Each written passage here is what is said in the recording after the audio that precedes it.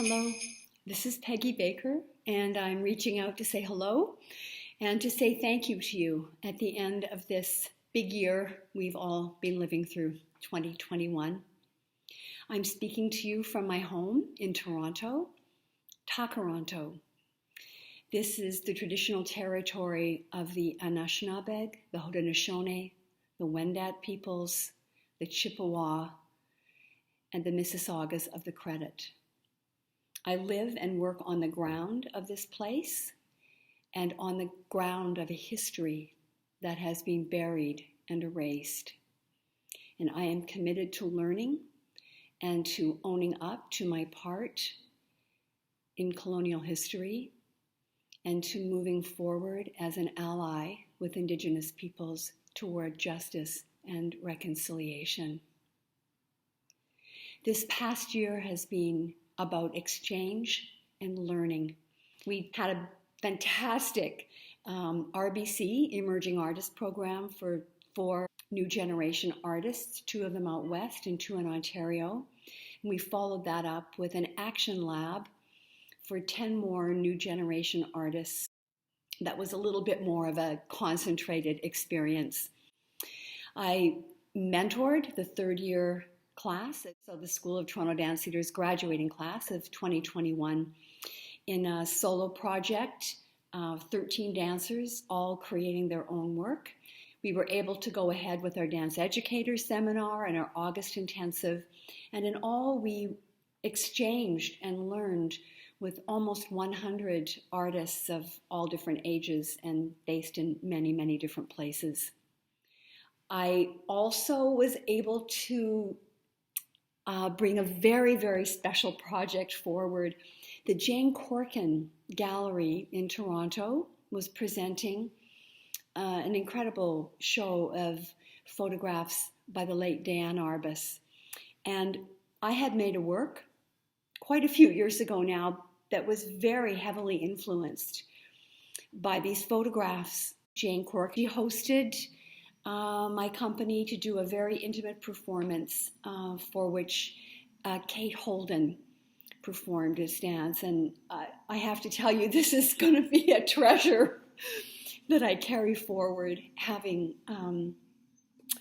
seen Kate perform that work, the great artist that she is, in the presence of those photographs. In the fall, we opened a sound and film installation at Yonge Dundas Square in Toronto, titled Her Body is Words.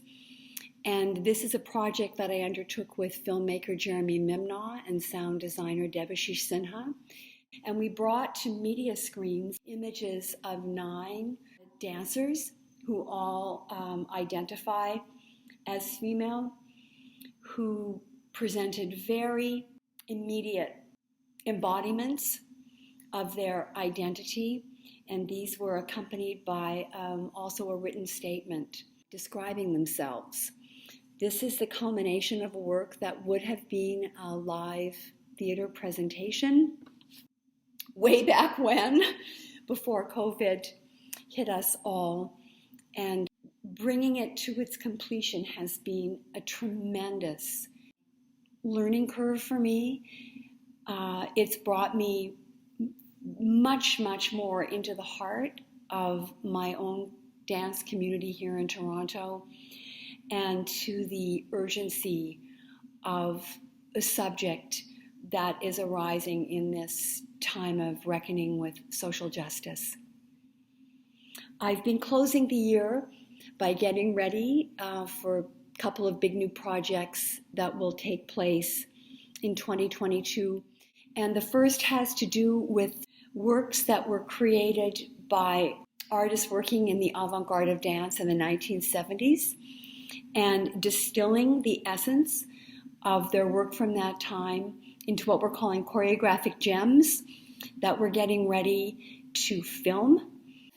And they're also going to be held inside of a play that is a fiction that takes place in an artist-run dance space in 1970s Toronto called Beautiful Renegades, that will bring into the public sphere in the fall of 2022. It's been a fantastic time of learning and growing. And as I move toward the closure of my own company in June 2023, all of this work is, I hope, helping me move forward with and for my community. Thank you for connecting with us over this past year, and I wish you all the very best for the new year ahead.